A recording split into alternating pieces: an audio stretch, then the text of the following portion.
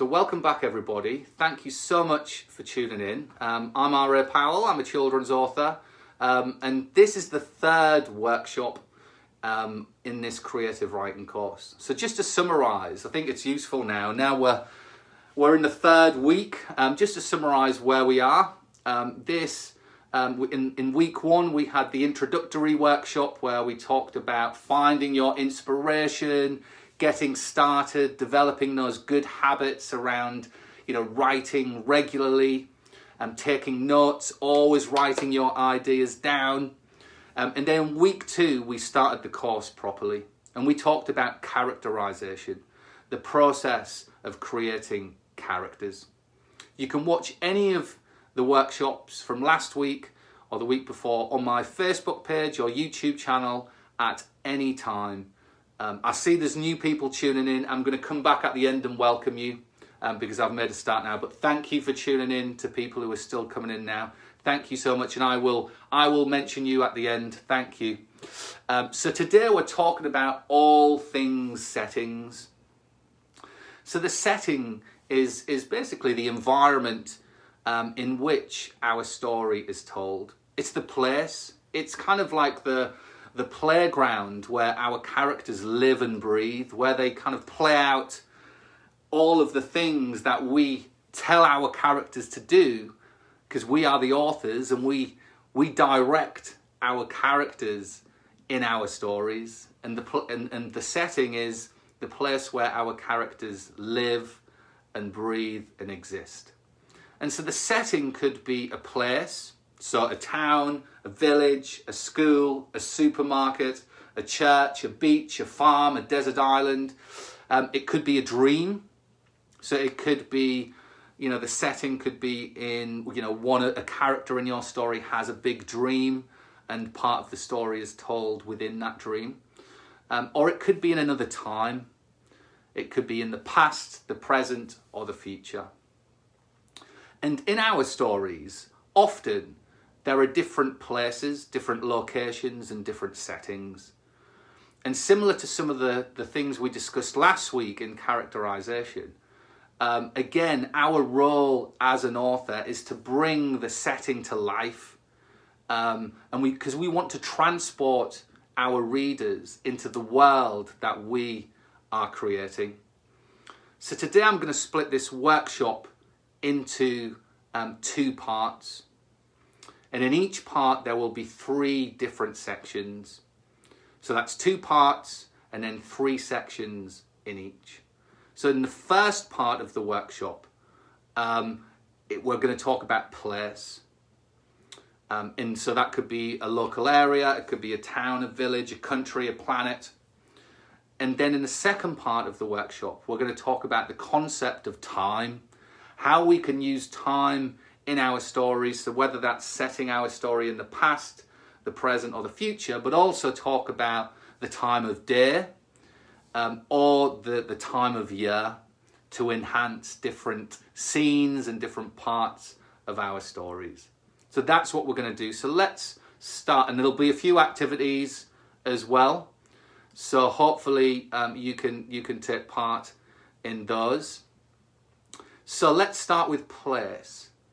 So I'm going to split this into 3 sections. The first one is choosing a location that's right for your story. Number 2 is how we draw upon the sights, the sounds, the smells, the feelings, the emotions we get from those locations in our story.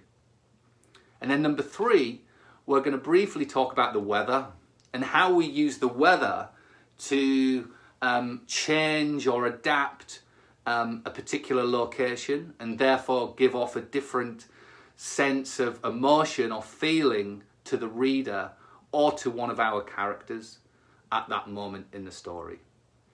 So part 1 of place is we're going to talk about choosing a location for your story. This is important because it can give your story a real sense of atmosphere.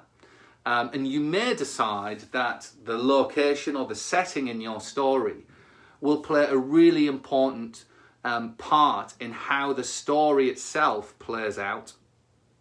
And it may actually have a very important part to play in how you develop the characters, and what the place means to a character in your story. So for example, if a character, your story may be about a young boy who moves to a brand new town and a brand new school, doesn't know anybody.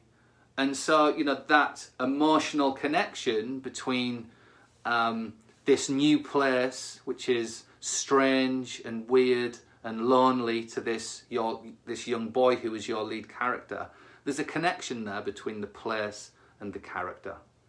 And so what's important when we choose a location for our story is that it's got to make sense. So let me give you a very easy example. If you were writing a story about a kind of gritty story set in a school, you wouldn't necessarily set the story on a desert island, because often desert islands don't have schools.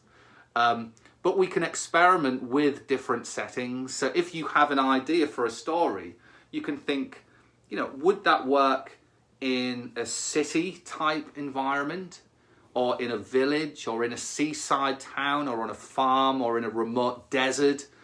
You can experiment and play around by simply kind of writing down, mapping out ideas, brainstorming, and thinking about the different directions your idea for a story could take, depending on the setting. So, we can set our stories anywhere. We are in charge. We are the authors. We create everything, the characters, the place, the time. So, it's definitely worth spending some time just thinking about where the story should take place and what type of location.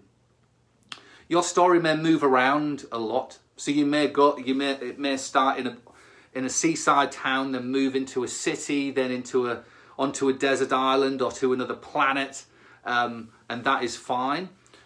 What's important when we move around from different place to different place in our stories is that we ensure that the reader is kind of kept informed of that. So never assume that, if you've got a chapter which is set on a seaside town, and then the next chapter is all of a sudden set in a school on a council estate, then, if the reader needs to know that there's been a change in place, then we need to let them know. And we can do that explicitly by literally in the narrative telling the reader where the story now is, or we can make references to the environment, and we're going to talk about that in a second.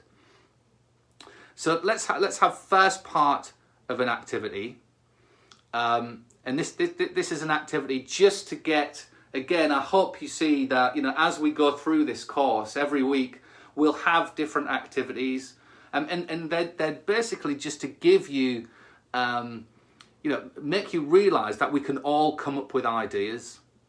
We just need to tap into different parts of our mind and different experiences we've had, and our different feelings we have, or opinions about different parts of life. So for this activity, I would like you to write down on a piece of paper in front of you, but also on the comment section, where is the place that you would least like to be right now? Where is the place that you would least like to be? So never in a million years would you like to be in this place right now. So it could be another country, or it could be somewhere really specific, like for me, I would not want to be on a very busy commuter train. That's where I wouldn't want to be right now. But you can be anywhere. So write down a place where you would least like to be, so you wouldn't want to be there. And I will come back and read out some examples in a second. But while you think about that, and we're going to build on that activity some more very shortly, let's move on to how we can then draw out some of the sights and the sounds and the smells and the emotions and the feelings from the locations in our story. Because once we have decided on a location for our story, or different locations where the story will move to, we want to start exploring as authors, what does it feel like for our characters to be there? And again, we can spend some time, and this is what it's all about: writing our ideas down, kind of brainstorming, doing little doodles and diagrams. But just if you've got a location, write down some of the characteristics of that place. What would it be like to be there? What would it look like? What would it smell like? What would the sounds? What could you hear when you were there? So you may decide to set your story in a place that exists. So a city. So let's say London, for example. So if you were going to write a story set in London and you've already been to London before, then you could draw upon your experience and memories of visiting London, and kind of write that down on your paper. And then you can draw upon those ideas as you're writing your story. So when you went to London, you may have seen lots of big buildings, lots of people, very busy, lots of traffic and cars. You may have heard, lots of beeping sounds, lots of cars, noisy traffic, quite chaotic. You may have heard the swirling sounds of the River Thames as you walked by.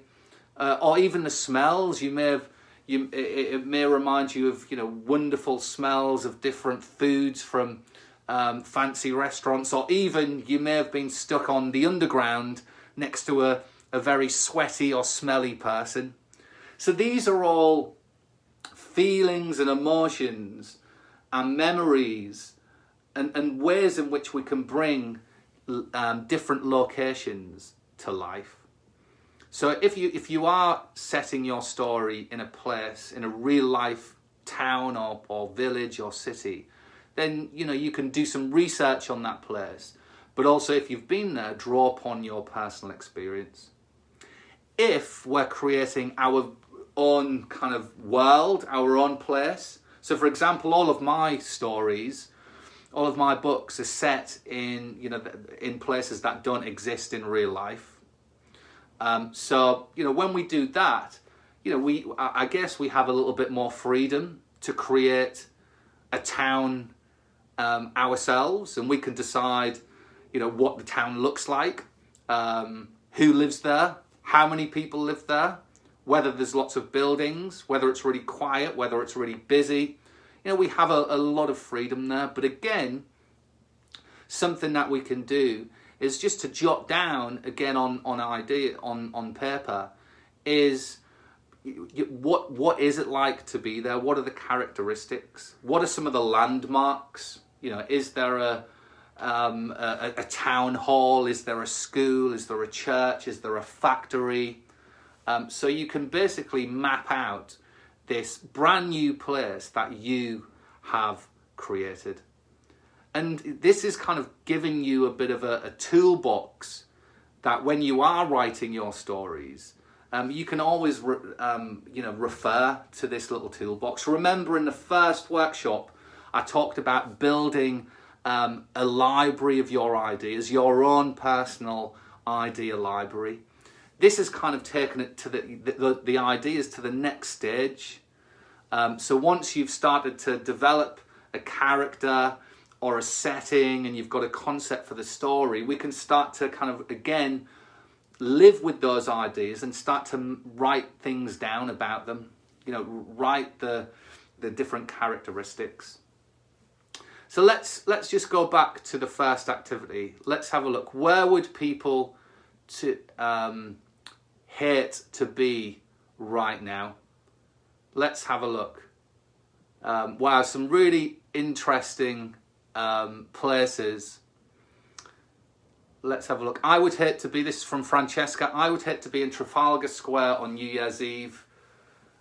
Too crowded. Absolutely, I agree.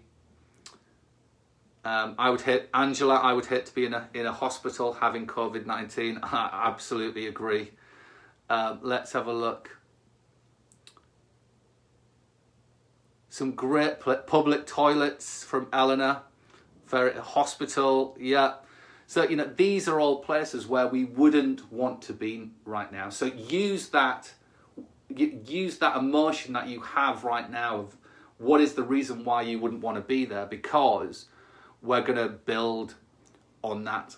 Because what I would now like you to do is to write down what it would be like to be in that situation, that environment right now. What would it feel like?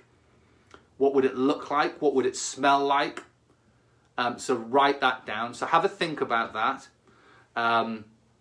And while you do that, and then feel free to share it in the comments, and I'll read out a few examples shortly. We're going to move on now to the weather. So far we've talked about how we can think about where our story should take place, the different types of locations, and how that kind of links to the type of story that we want to write.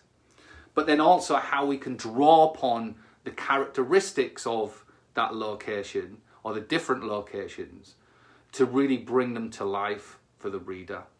Through the sights, the smells, the sounds, the emotions, what it would feel like to get there, to be there. Let's talk briefly about the weather. Because the weather is a great way. It's kind of something else we can use to kind of either change the landscape, change an environment, or it can enhance different emotions within a particular part of the story.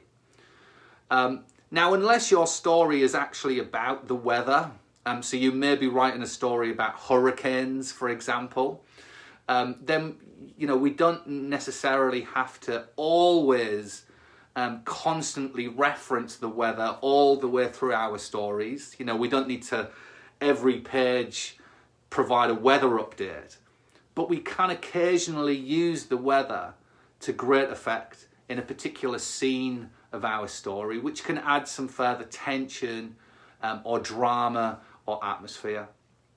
That's why often at the end of films, you may have seen this in lots of different films where the most obvious one that springs to mind, which because I watched it at Christmas with my wife, is Bridget Jones, where at the end Hugh Grant and I forgot the other guy's name. He's the very handsome chap. They're having a fight at the end, and it starts raining. This often happens in films and also in books. Rain is used to add further drama and urgency to a particular situation, to a scene. It can really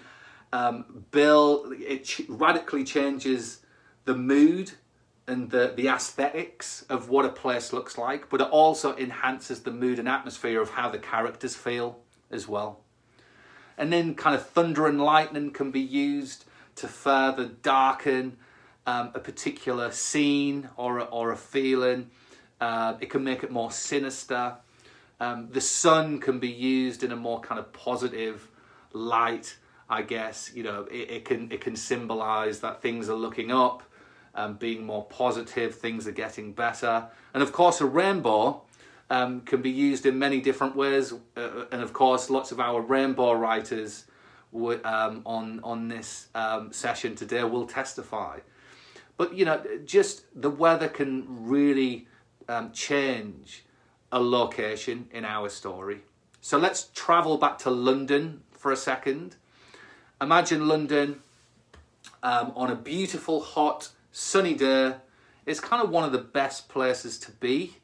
But London on a cold, damp, wet morning at rush hour, and a bus drives past and soaks you to the bone in a big puddle, is quite grim, and it looks and feels very different. So this is how, once we have decided on a different location in our story, and then we've explored how, what are some of the characteristics of that location.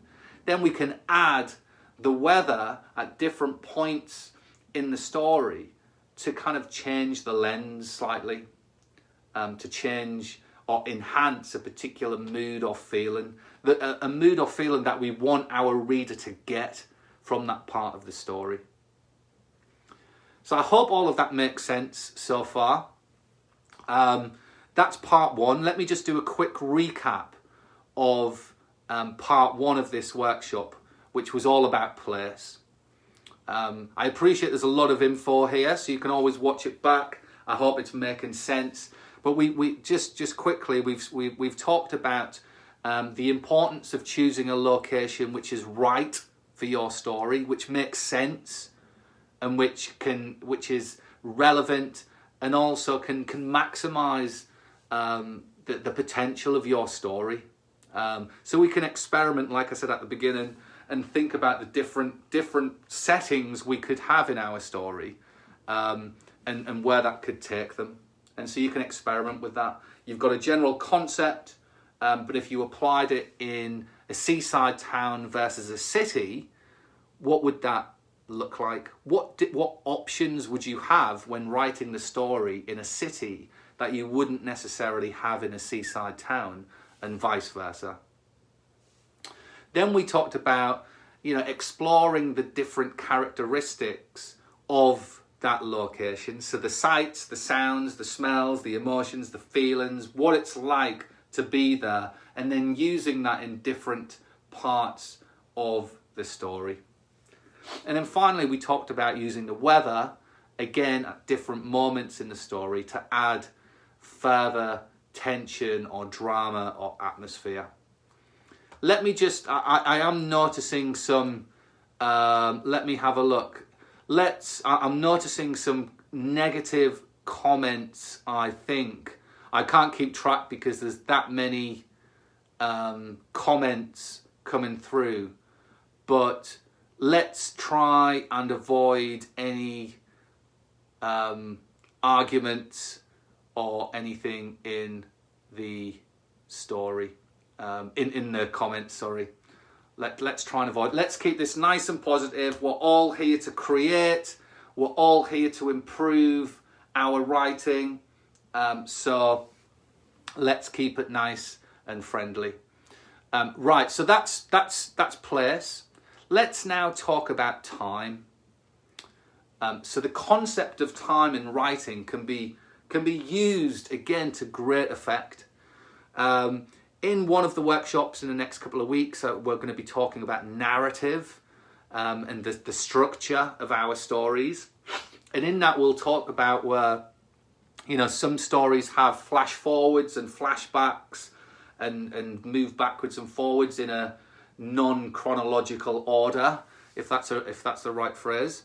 And so, the concept of time can be used to create disorientation or confusion deliberately for our reader and for our characters.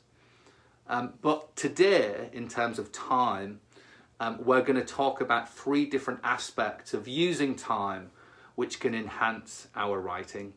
So number 1 is thinking about whether our story should take place in the past, the present, or the future. And then we're going to briefly talk about number 2, which is using the time of day in a particular part of the story to enhance a scene. And then number 3, we're going to talk about using the time of year, again, to enhance a particular part or moment in the story. Let's start with the past, present, or future. You may decide that this plays an important part in your story. So you may be writing a story which is set in Victorian times, for example, and the whole story is kind of about that era. And so the moment, the period in history is really quite central to how the story plays out. You may decide that time isn't really that important to the type of story that you want to write, and we'll come on to that in a second. Or you may decide to set your story in the year 5000 or in the year 10,000, or maybe tomorrow. Your story may be set tomorrow or next year or 10 years from now. Again, I always like to say, as authors, we're in charge. We are the ones who are creating, who are directing, we're creating the characters, the world in which the characters exist. And the same goes for time. We can set our stories whenever we want. We can be adventurous, we can be crazy, we can be daring. But of course, it's important that the story makes sense and kind of fits well together. But we should never forget that we can always, think big and kind of think outside the box. So let's just start with an activity for this part of the workshop around time. I would like you to pretend that you have a time travel machine and you get one journey and you can travel back in time or forwards into the future to any year or moment or period you want. And I would like you to write that down. But then I would also like you to think about, if you could travel to a particular time, where would you travel to? What place? And then also, what would it be like to be there? So what would it look like? What would it feel like? So for me, I'll give you my example. If I had a time machine, I would love to go back and see the dinosaurs. I would love that, but I would get eaten, probably. But I would love, and this is quite sad, I would love to travel to the early 1960s, and I would go to Liverpool, because I would love to be around for when the Beatles first came on the scene. So that's what I would like to do. I would travel to the 1960s, to Liverpool, and the words I would use to describe what I think it would be like back then would be buzzing, swinging, fun, and hopeful. So have a think about that. For you younger listeners tuning in, if you don't know who the Beatles are, ask your parents or Google them. They're one of the best, biggest, and most successful bands of all time, and they always will be. So while you think about that and write that down, and I'll read out a couple of the examples shortly. I'm just going to talk through some things that we can consider when setting our story in the past, present, or future. So if we are setting our story in the past, so for example, me, if I was going to set a story in the early 1960s, I would do some research, and I could do that by online, Google, of course. I could look at videos of the Liverpool in the early 60s. But I could also speak to people who were around at that time. So I would want to do some research because I would want to stay true to that era. And that's important. So, what was the fashion sense? What food did people eat? What were the jobs back around then? What was it like to be there or to be around and live in that part of the world at that moment in time? So if you are setting your story in the past, then, make sure that, you do some research and you stay true to that particular period. If you're setting your story in the present, or time isn't really that important to the narrative, the story, and it's kind of just set in a modern time, and you've got kind of things like mobile phones in your story, smartphones, the internet, Google, you reference some of these things in your story. One thing to notice, or one thing to consider, and I've been guilty of this in Odd Socks, in my first book actually, is to try and avoid contemporary references. What I mean by that is, if you reference, TV shows or shops on the high street, or celebrities that are kind of famous right now, and you reference those in your story, then, very quickly, in a few years' time, your story might seem a bit dated. It might seem of its time.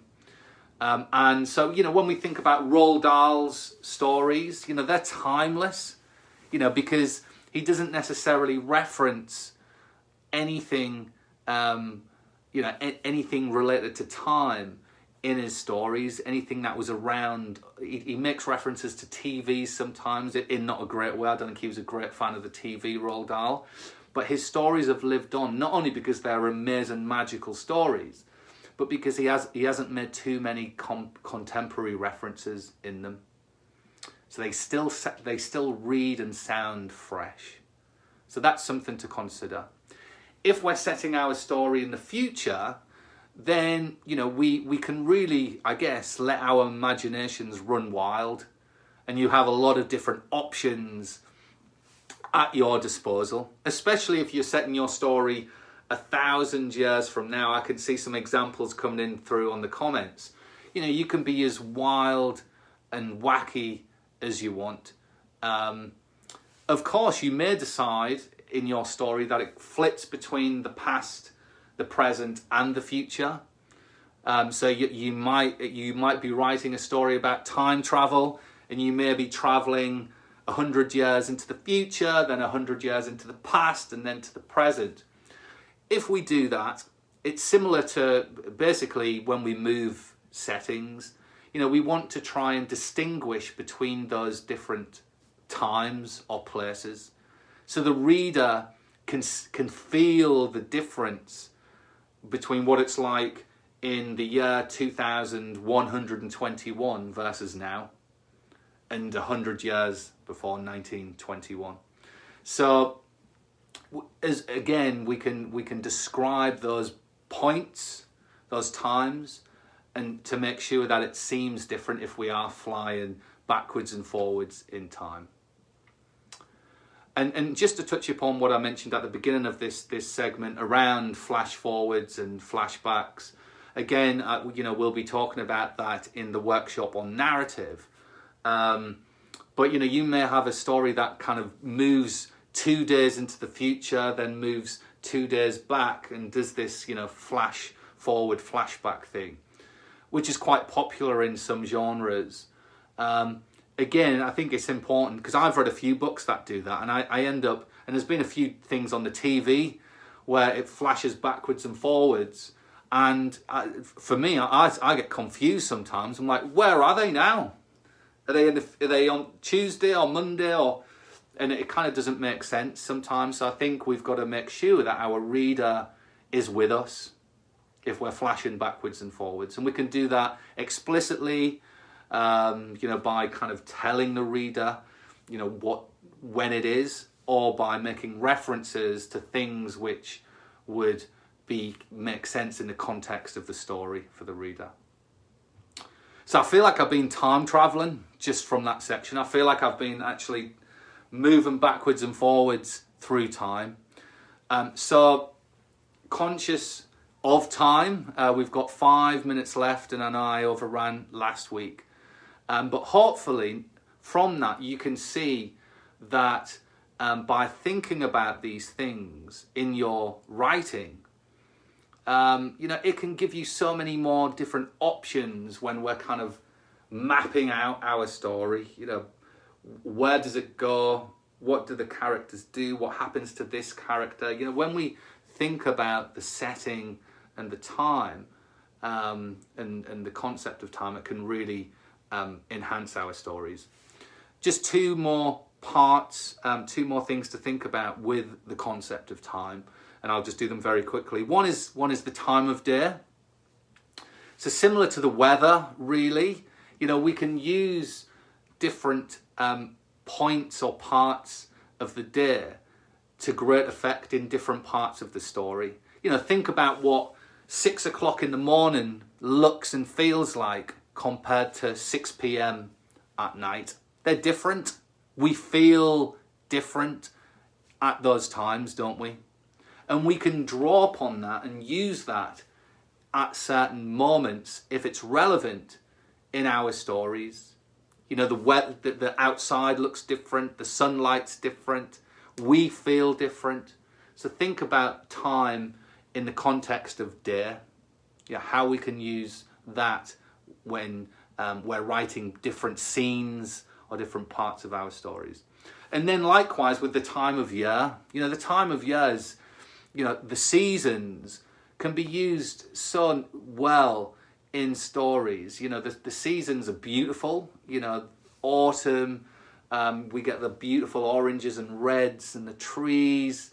If it's kind of the Christmas as a holiday season, that gives off all sorts of different feelings and emotions, and we can use the decorations and Christmas trees and mistletoe, etc. But the summer, the winter, we can use these seasons to great effect in different parts of the story. So let's just very quickly summarize what we've covered today. And then we'll have a couple of questions and then we will finish. I see the comments have been flying through, which is great. Right, so what we've covered today is a lot, actually. But before I do that, let me just cover one or two more things. And I just want to get across that, all of these different components of this course, so like characterization and settings, I hope you're starting to see now that we don't necessarily think about them in isolation.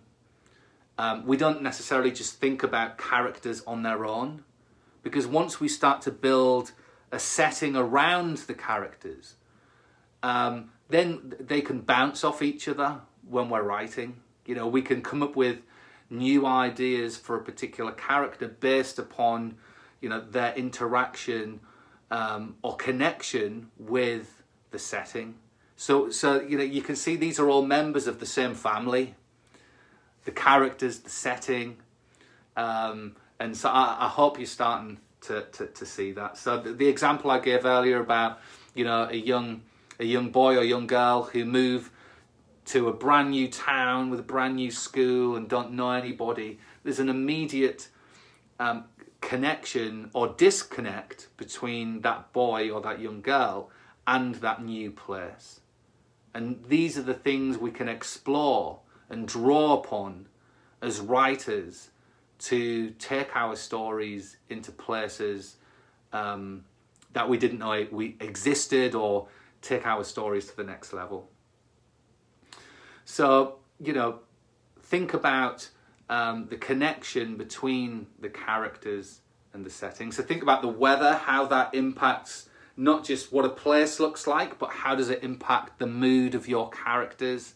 And also, how a particular location in your story will impact your characters. So as we now go through, I want you to start kind of thinking about these things in a joined up way. So next week we are going to cover, I have no idea actually. I have no idea what next week's workshop is. It's on the event page. But it'll be good, I'm sure, hopefully you enjoy it. I think it's narrative, which is the structure of our stories, which will be good actually, because it will mean we can bring a lot of today and last week into that and start to kind of bring it together slightly.